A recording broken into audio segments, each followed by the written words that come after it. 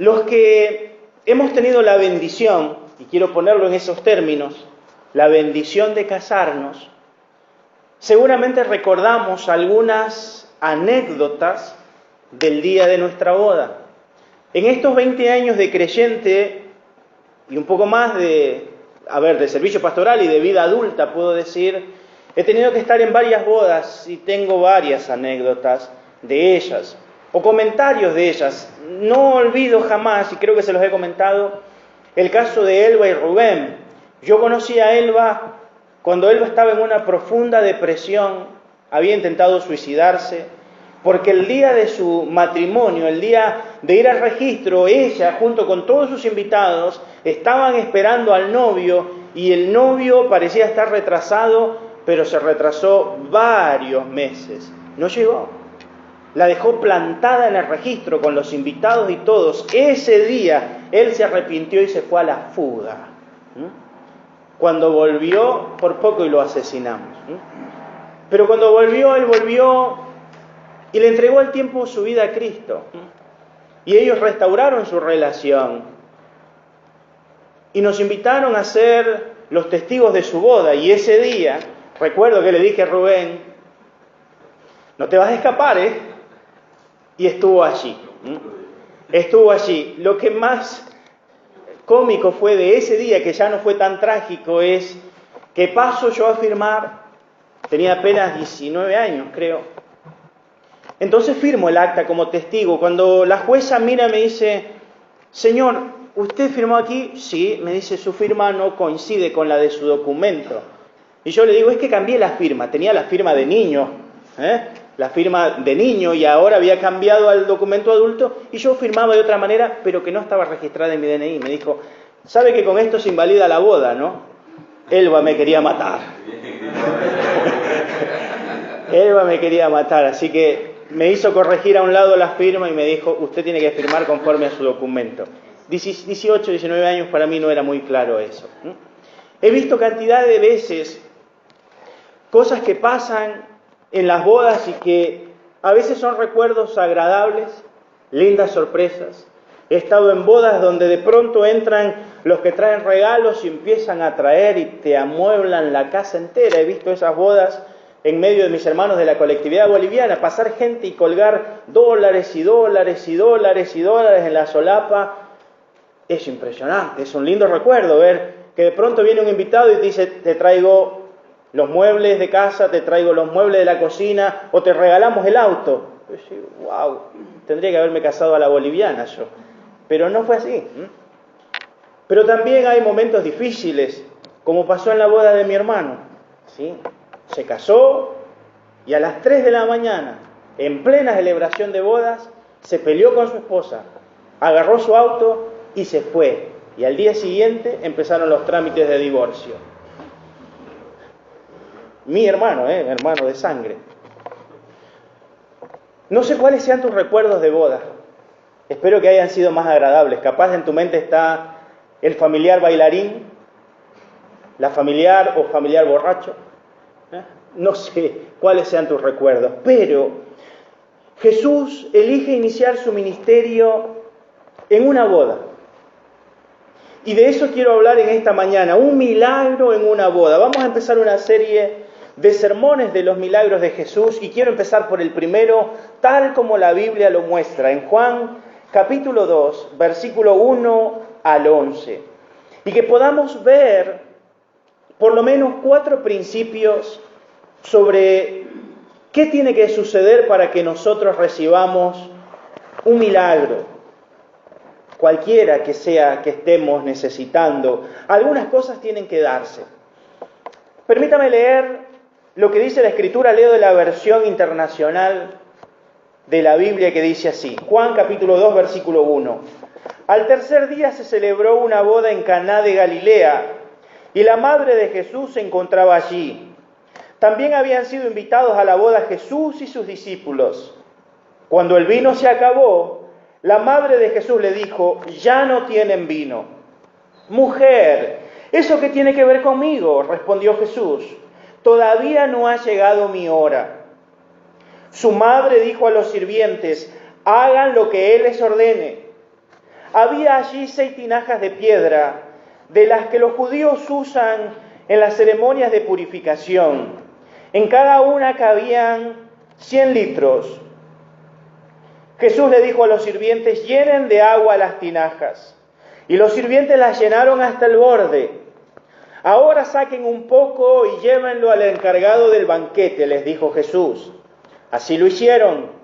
El encargado del banquete probó el agua convertida en vino sin saber de dónde había salido, aunque sí lo sabían los sirvientes que habían sacado el agua.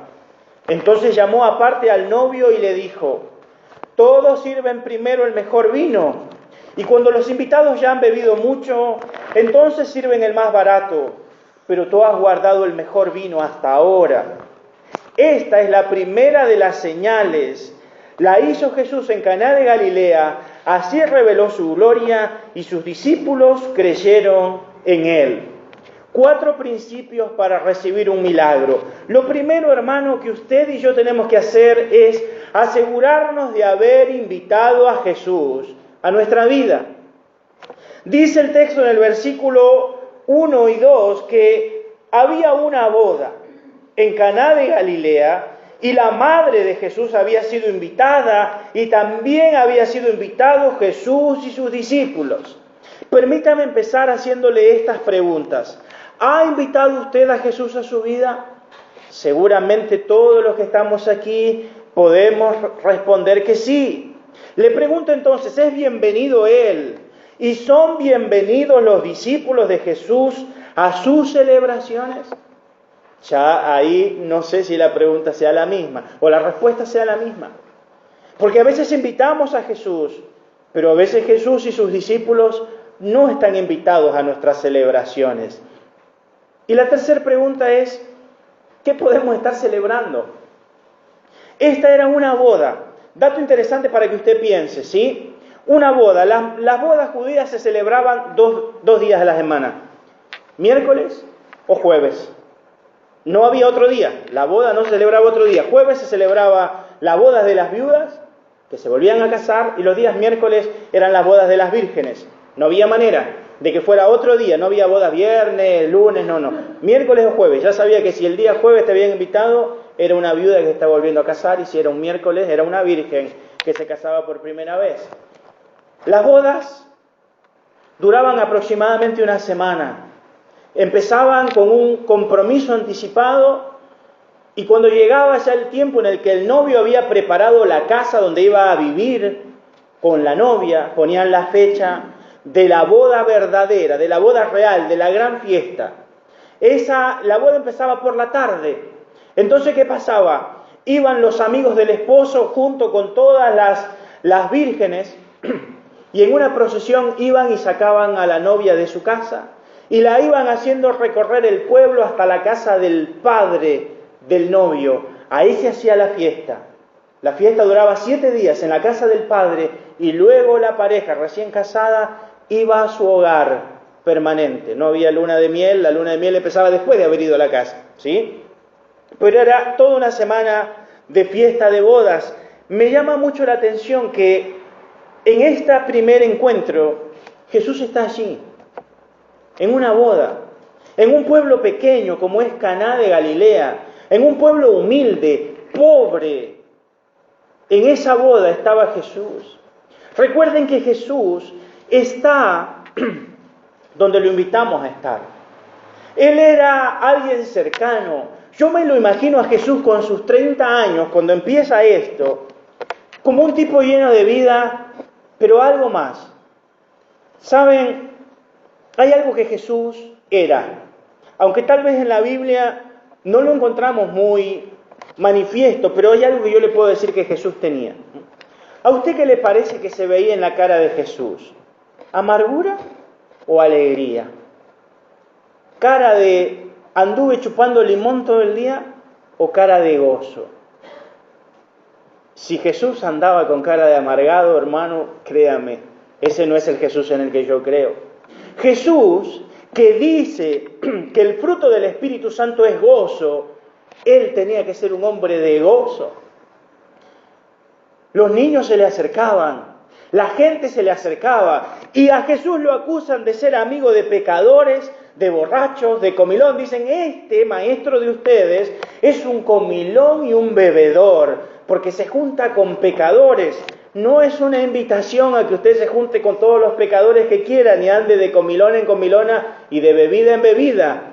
Pero permítame decirle que Jesús estaba allí, alegre, contento, disfrutando las alegrías de la gente. Él no era un hombre que vivía una idea de santidad apartada.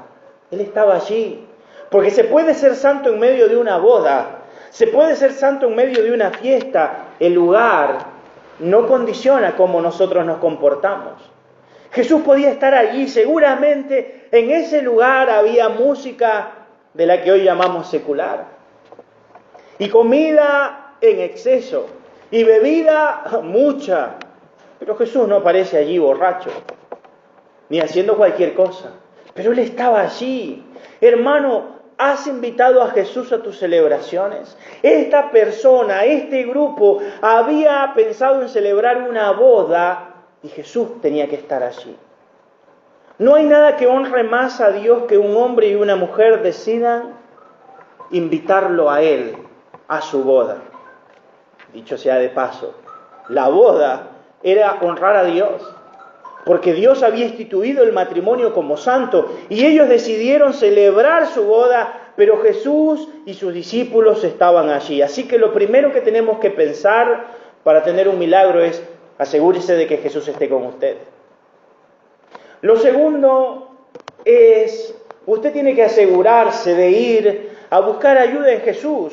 El versículo 3 nos dice que el vino se empezaba a acabar, o el vino se acabó, y la madre de Jesús le dijo, ya no tienen vino. María aparentemente era o familiar o muy conocida de ellos, de tal manera que tenía un lugar de importancia en esa boda, un lugar de estar en medio de la cocina, digamos, de lo que pasaba en la boda. Ella se estaba enterando de todo lo que pasaba, y lo primero que hace al enterarse que hay una necesidad, que no hay vino, es ir a Jesús. Hermano, ¿a dónde estás corriendo para suplir tus necesidades? ¿A dónde estás yendo ahora que te empieza a faltar algo? ¿Has ido a Jesús primeramente?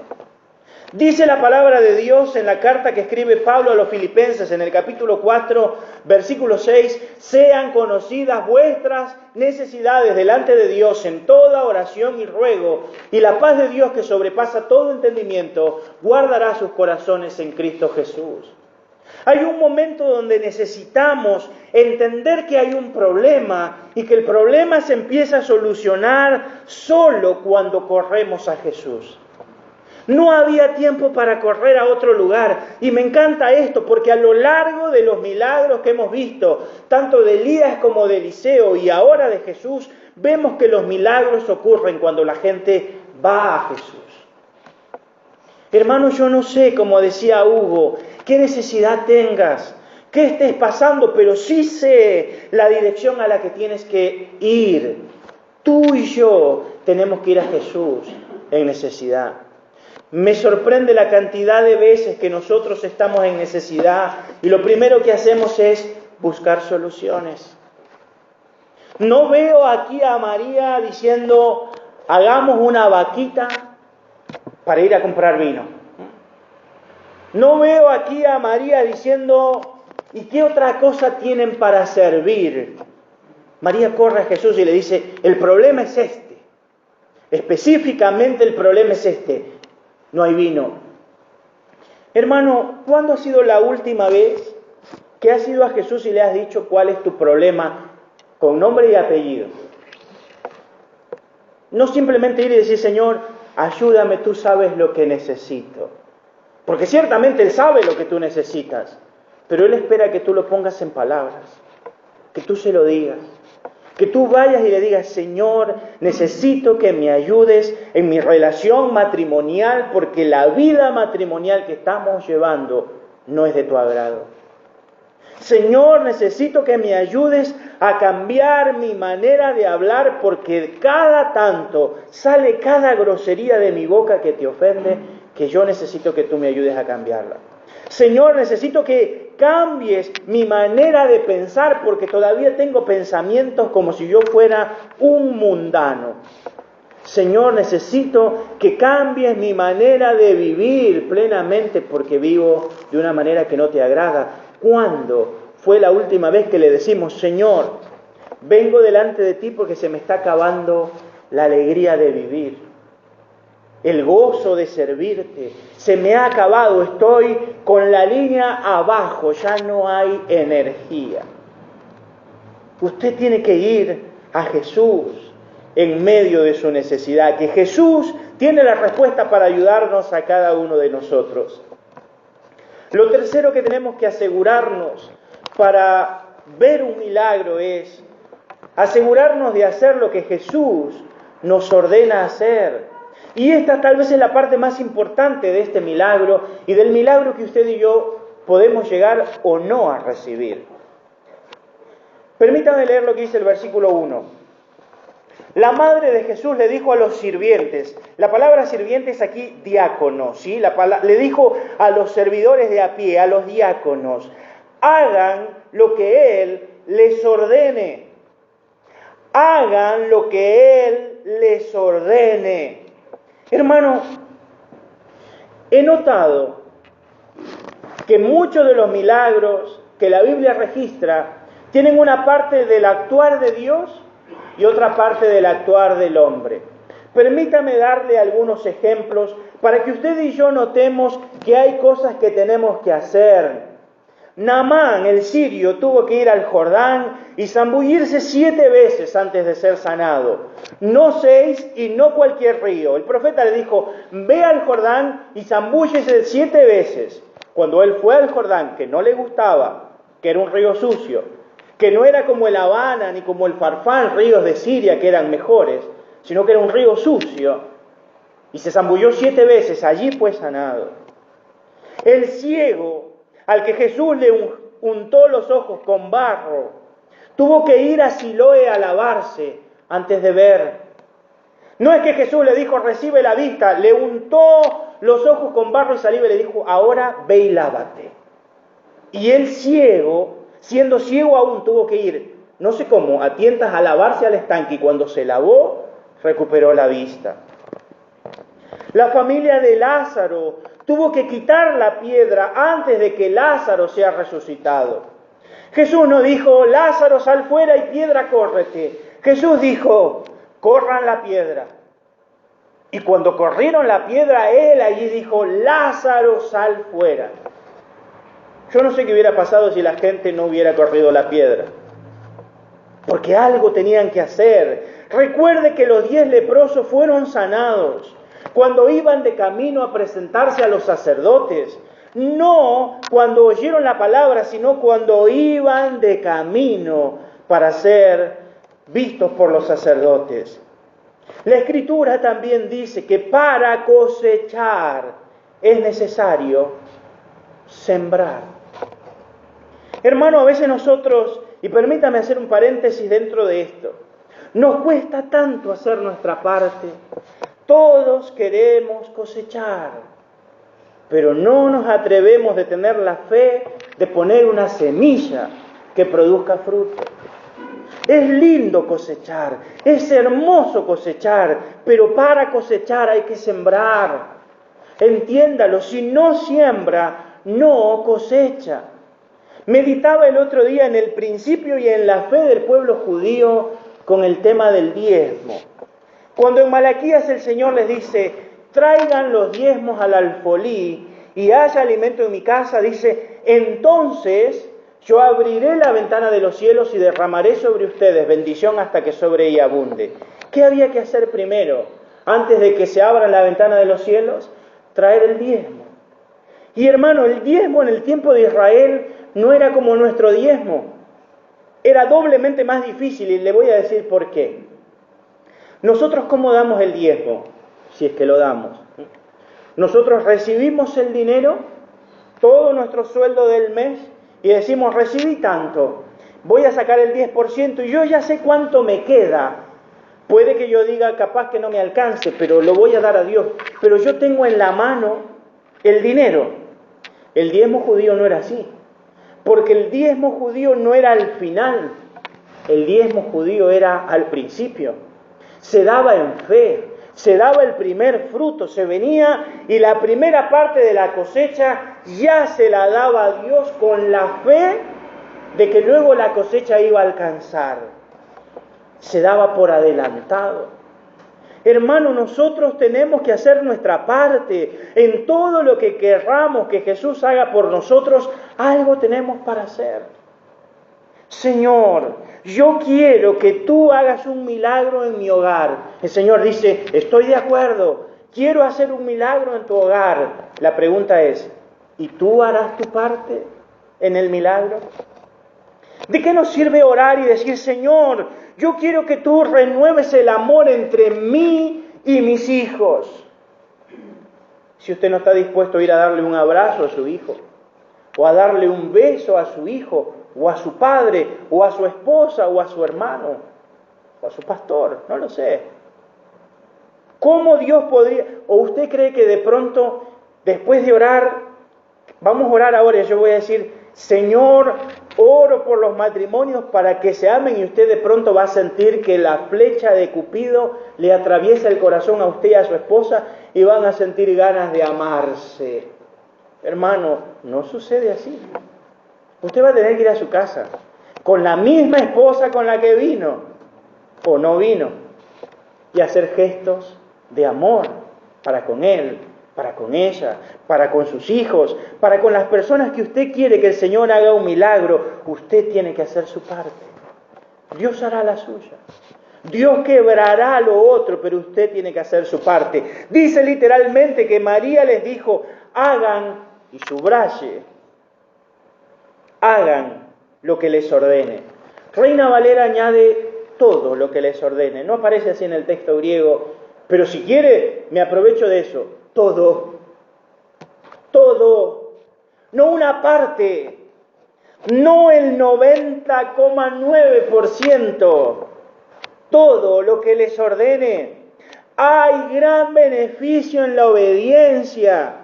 Jesús dijo en Juan 14:15, si ustedes me aman, obedecerán mis mandamientos. Todos hablamos de amor a Dios, pero no vivimos una vida de los mandamientos. Me lo anoté porque no quería obviar decir esto, pero lo dijo Hugo antes que yo. Nosotros todavía nos vemos sorprendidos con la cantidad de veces, leo textualmente lo que escribí, la cantidad de veces que tenemos que exhortar a hermanos para que hagan la voluntad de Dios en cosas simples como, 2 puntos, no deje de congregar, ordene su vida, sirva al Señor con sus bienes, ejerza sus dones, alabe a Dios con gozo. Hermanos, son cosas simples, las vuelvo a leer. Cosas simples. No deje de congregar, ordene su vida, sirva al Señor con sus bienes, ejerza los dones, alabe a Dios con gozo. Y después de 5 años de ser pastores de ustedes, todavía se las tenemos que andar repitiendo. Como si estuviéramos hablando de cómo esto es un bistec y esto no es carne. Sigue siendo papilla para niños. Y ya estamos grandes y con dientes y muelas, como para dejar de comer papilla y pasar al alimento sólido. Pero ¿sabe? No podemos pasar, ni pasaremos al alimento sólido, si todavía no podemos dejar la papilla. Me encantaría que llegue el día donde todos ustedes vengan y me agarren en la puerta y me digan, pastor, córtela. Demasiada papilla ya. Denos carne. Pero a veces me pasa lo contrario. Yo traigo carne y ya me agarran y me dicen, otra vez carne. Papilla. Y yo voy y le digo, Señor, me piden papilla. y tú me diste que le sirva carne. Y lucho con el Señor, y lucho conmigo. Hay que hacer lo que el Señor nos ha dicho que hagamos. El Señor dijo, no dejen de congregar, no lo inventó un pastor, lo inventó el Señor. Usted no puede dejar de congregar. No puede, vuelvo a decir, tirón de orejas, no puede, no debe dejar de congregar. Usted no viene por mí, ni siquiera viene por usted, usted viene por Dios. Usted no sirve por mí, ni siquiera sirve por usted. Usted hace eso por el Señor. Usted no honra al Señor con sus bienes por usted o porque le convenga, sino porque Dios ha dicho, hónrame con tus bienes. Usted no ejerce los dones porque sea lindo ejercerlos, sino porque el Señor ha dicho, te di dones para que los ejerzas. Usted no canta con gozo porque la música está buena, usted canta con gozo porque el Rey está aquí. Tenemos que empezar a hacer todo lo que Él nos ha dicho que haga. Estos sirvientes son un gran ejemplo porque Jesús les dijo, vayan y llenen esas tinajas con agua. Y ellos fueron y las llenaron con agua.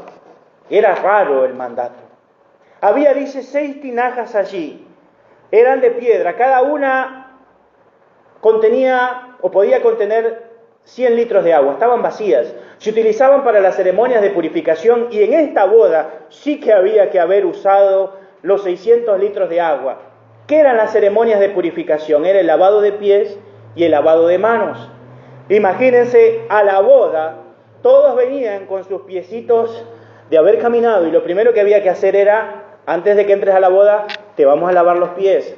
Así que ahí se había ido el agua. Y antes de comer en la boda, ellos se tenían que lavar las manos y mientras comían se tenían que volver a lavar las manos. Así que esas tinajas ahora estaban también casi vacías de agua. No había vino, tampoco había agua. Vayan y llenen el agua. Y ellos lo llenaron. Me encanta esto. Es un dato que pasa desapercibido. Hasta el borde. Porque esto es un milagro y no un mero truco. A veces a nosotros nos pasa que ponemos 3/4 de jugo y un cachito de vino. Algunos le ponen 3/4 de vino y un cachito de jugo, pero ¿no? 3/4 de jugo y un cachito de vino y eso queda rojo. Eso queda rojo. Jesús no le agregó el poco de vino que quedaba y vamos a una mezcla ahí que quede agua con vino. No. Hasta el tope de agua. No hay nada para mezclar acá. No hay polvito para tirar mágico. Es cambio de sustancia. Es un milagro maravilloso. Es un cambio de sustancia. La sustancia agua va a cambiar a la sustancia vino. Lo llenaron.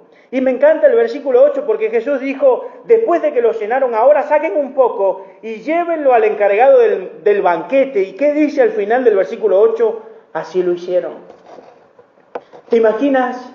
Vos eres sirviente y te han dicho, hazle caso a él, todo lo que te diga, hazle caso. Y este viene y nos dice, pongan agua en la tinaja. Y venimos con los cántaros y llenamos 600 litros de agua en las tinajas. Apenas terminamos de llenar, dice, vos, tomá el cucharón, llená la jarrita y llévasela al maestro de ceremonia y dile que pruebe el vino. Este debe haber dicho, vino es agua, yo mismo la acabo de llenar. Y les puedo asegurar que cuando él seguramente sacó el cucharón y llenó la jarra de agua. Pero cuando iba de camino y de pronto la sirve, esa agua ya no era agua, era vino. Porque el otro no vio agua, el otro vio vino cuando se la sirvieron. Y lo probó y no era cualquier vino, era vino del bueno. Escuché en estos días un sermón de esto. Me encanta la manera en la que nos engañan cuando no tenemos conocimiento. El pastor decía, y lo dijo con mucha certeza que me hizo dudar, dijo, porque muchos utilizan este versículo para hablar de que eso es vino, y la verdad es que eso no es vino, sino que es jugo de uva, porque en el griego hay 5 palabras para hablar del vino. Y dije, bueno, no lo sabía, verdaderamente no lo sabía. Y dije, tengo que ir a conocer esas 5 palabras, porque capaz que yo vengo diciendo era vino, y ahora resulta que no era vino. Y aprendí mal y después de 20 años de pastor tengo que hacer la corrección. Permítame decir lo que dice la Biblia, en el texto griego de este pasaje. En este pasaje dice que Jesús transformó el agua en vino. La palabra oinos es vino, y no es vino nuevo. El vino nuevo duraba 1 año de fermentación. Ese era el vino nuevo. Una vez en la Biblia o 2 aparece la palabra vino nuevo. Como en el caso de los odres, el vino nuevo se pone en un odre nuevo. El vino nuevo tenía que tener un proceso de fermentación de 1 año. Después de ese año se lo llamaba vino. La palabra que se utiliza aquí es la misma palabra que el apóstol Pablo utiliza cuando dice no se embriaguen con vino. Y es la misma palabra que se utiliza cuando dice en la cena del Señor y Jesús después de haber cenado tomó vino. Este vino era vino del bueno y vino del que si tomas mucho te emborrachas. Era vino. No me salga con que era juguito de uva. Y menos alguna otra tontera de las que he escuchado. Era vino del fermentado y no solamente eso, sino del bueno. Dice que cuando el hombre lo probó, dijo, todos tienen la costumbre de dar el buen vino al principio y cuando ya están sazonados y el gusto del vino y de la comida ya ha hecho efecto, ahí sacan el más barato. Pero tú has hecho lo contrario. Les has dado un vino inferior que era bueno porque era el mejor vino que podía pagar, pero este era mucho mejor que el bueno. Porque cuando Jesús hace un milagro, hermano, siempre es mucho mejor de lo que nosotros podemos conseguir. Debo decirle que este milagro manifiesta la abundancia de la provisión de Dios. He pensado en este milagro. Dice que eran 6 odres, 6 tinajas de piedra en las que cabían en cada una 100 litros de agua. Cada una de ellas fue llenada hasta el tope y cada una de ellas se transformó en vino. ¿Cuánto ofrendó Jesús de vino para esa boda? Haga los cálculos. ¿Dónde está el Dana? ¿Cuántos litros fueron? 600 litros. Quiero que usted piense en esto. 600 litros. Mire el tanque de su casa de agua. Ese tiene 500 litros. Maravillosa ofrenda de vino de Jesús. 600 litros de vino. Multiplíquelo en botella si quiere. A algunos daría feliz. Chochísimo, 600 litros de vino, del bueno, del caro, del mejor, del sabroso, de aquel que todos quisiéramos beber alguna vez en nuestra vida. 600 litros de vino. Vuelvo a decir, Jesús no estaba haciendo un milagro para que se emborrachen, lo cual podía pasar. El milagro era el milagro de provisión. El milagro era el milagro de salvarlos del mal momento que iban a pasar. Porque este matrimonio en ese momento iba a tener que poner la cara y decir, tenemos más vino, gente. Nos quedan todavía 3 o 4 días de fiesta y ya no tenemos nada para que beban. Era pasar vergüenza. Pero ahora ellos no solamente no iban a pasar vergüenza, sino que iban a decir, lo mejor viene. Lo mejor empieza, nos vamos a alegrar porque lo mejor ha llegado.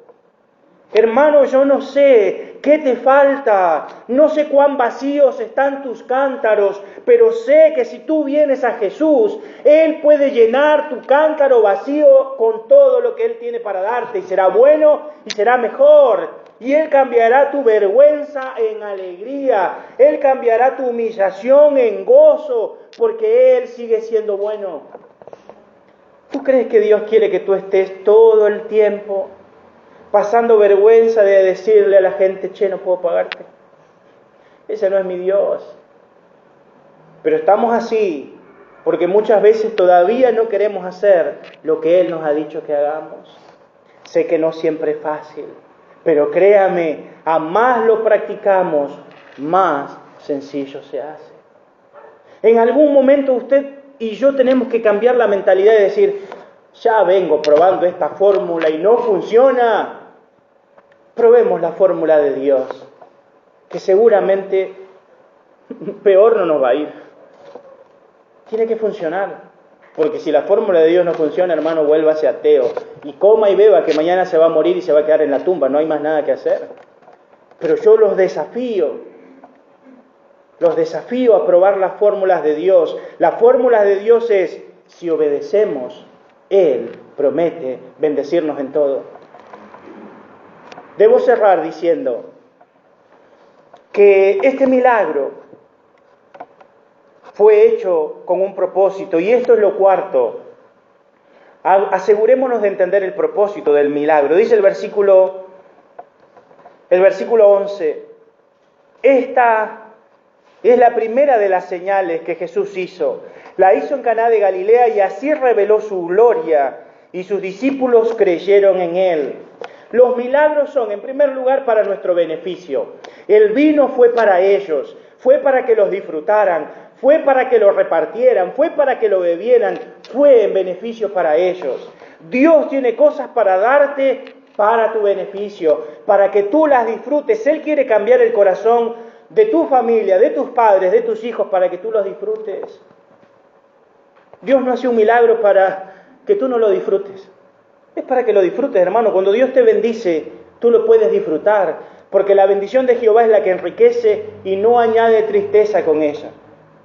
Si tú tienes algo que, entre comillas, es una bendición de Dios, y eso te tiene cabezón, cabezona, triste, amargado, amargada, no puedes servir a Dios, no puedes honrar a Dios, ni siquiera puedes venir a la iglesia, yo te digo, dale una patada a eso no es una bendición. Porque la bendición de Jehová no añade tristeza, sino gozo. Gozo, ellos no se pusieron tristes, ay, qué vino que nos diste. Hubo fiesta, hubo gozo, porque lo que Dios da es para gozo.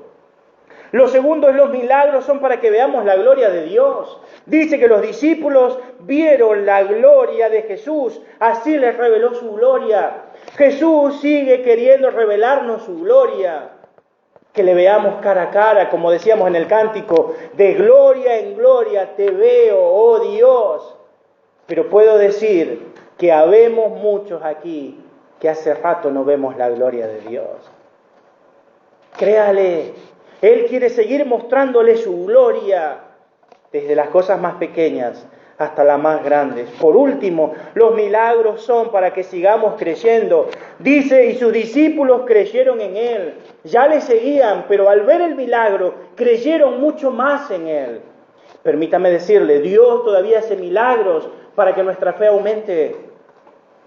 ¿O no va a aumentar su fe cuando usted viera milagros? Pero le vuelvo a decir, usted no verá milagros si es que usted no hace su parte. Usted no verá milagros si no entiende el propósito. Dios no anda haciendo milagritos por allí para que nosotros digamos, Dios hizo un milagro.